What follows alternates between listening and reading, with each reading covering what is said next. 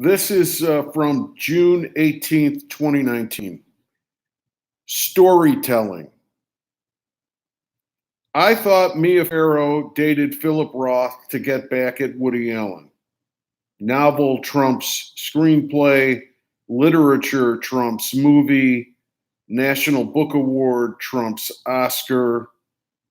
I was wrong and confused, wandering in search of something more worthy when stories were all I needed. Stories to hear and tell.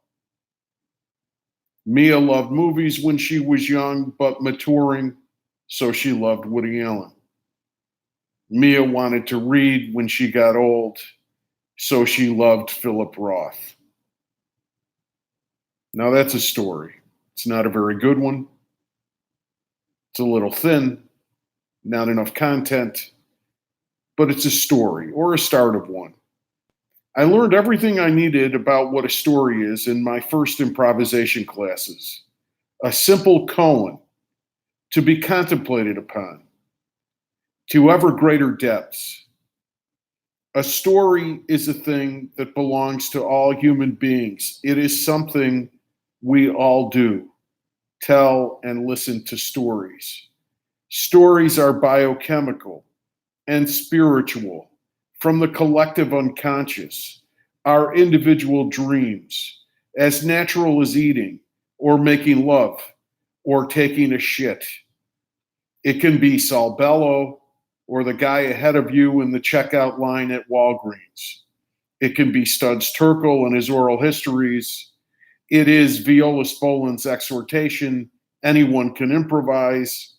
It can be intellectual or a dirty joke, a folk song, a lie, a TV commercial, a politician's line, Aesop or Hugh Hefner, Renaissance murals, or a blog post. Every story has what Viola Spolin said that they have: who, what, and where. A who, a what, and a where. And the piece that Nichols and May added, a comment. That piece is forgotten too often. It's the piece that gives meaning. That makes a story more than mere entertainment or a sop to loneliness. The comment makes the story nutritious, more than just the satisfaction of a hunger. Here's a who: Mia, Woody, Roth. Here's a what: Mia's creative life. Here's a where: Mia's mind, heart, and soul. And here's a comment: Mia's narcissism informed her love. Her attractions were based on her own personal development. A more developed capacity for love would start with such an attraction, but then would become an affection and concern for another soul with dreams and interests and conflicts and problems that never occurred to the attracted person, in this case, Mia. Attraction is nature's trick that pulls us into connection with the world in the person of another person, and connection with the world brings suffering if you love the world. We all end up on one or more cross. Mia escaped all of this by voluntarily consigning herself to a prison of attraction. Her free will chose a stunted soul. Okay, well, I added content, comment, but the story is still thin. What the hell do I know about Mia Farrow? Do I have an insight? Maybe. Would this story be better as a fiction? Well, it is a fiction. If you're reading me for dirt on Mia Farrow, you need to work on your critical thinking skills. I was in the same room with her once. I had a small part in Radio Days that got cut from the movie. I was in the vicinity of Woody Allen and Mia Farrow for a day. I met him a few times post Mia as well. I spent most of that day speaking with Chris Elliott, who was a very nice guy. I was a tourist that day, a wanderer. I was with Woody Allen, Mia Farrow, and Chris Elliott one day when I was searching for where I belong. I wasn't that far from home. Alan, Farrell, and Elliot are people who trade in stories, but I am not like them. I got the sense that Woody Allen liked me, but didn't think I was much of an actor.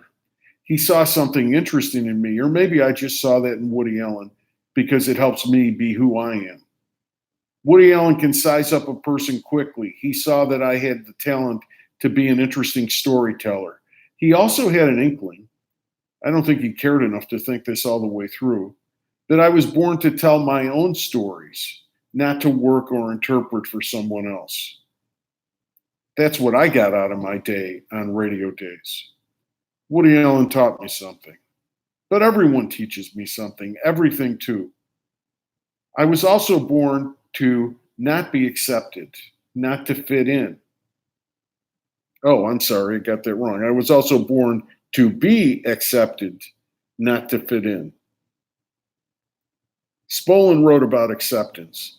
That is something to contemplate for a lifetime or longer. Was I talking about Mia or me? Neither. My story is about the world, really. It is inaccurate. If it is inaccurate about Mia, I speak about her as if I know her. I don't even want to know her. But if I missed on her specifically, I hit on something that humans do. So let's call this whole thing fiction if it makes you feel better. Except it happened. So it's about me. So the who is me, and the where is my mind, and the whole wide world. So it's about the whole wide world. And the comments, well, the comments are all over the place and are about me and the world. I'm good at comments, and they are not opinions. Oh, and Mia, she is a tabloid figure that I'm trying to breathe life into. Tabloid stories are empty calories because they pander to the comments of the filthy masses, the rabble, the crowd, the mob. They entertain, they distract from loneliness, and they push us into despair. Stories like food poisoning. What interests me about Woody Allen is how he does what he does more than what he actually does. I find his concerns about his mortality and his fascination with romance to be kind of adolescent. I think adult love and making one's peace with the facts of mortality comes with work on life's purpose, with work on life's purpose. Woody Allen, for all of his activity, seems to be searching for life's purpose. His search is very entertaining. I think it disappoints him. So, of course, I met Woody Allen when I was searching. Woody Allen fell in love with his little sister, Letty, who was 8 years younger than he was. His mother admired his affection for Letty and criticized him about most other things. Does this explain Allen's lifelong infatuation with young women, a fascination that won him praise when he made Manhattan and gained him infamy when he left Mia for Soon-Yi Previn? I don't know. It might be crude and ignorant pseudo-psychoanalyzing on my part, but it's also the start of a good story, a story that goes further than Me Too or defending the indefensible or claims that artists have different moral requirements. A story is a story, not an indictment or a defense, not a political screed or an explanation. A story that can look at the weaknesses and passions and beauties and ugliness of humankind with an attempt to understanding. The storyteller is an archer that murders the world with arrows dipped in love, a ruthless pursuit of truth married to goodwill, a quixotic attempt to understand. The storyteller dies to the world and comes to birth from within, and the world is also reborn. Stories. Copyright 2019, Richard Thomas.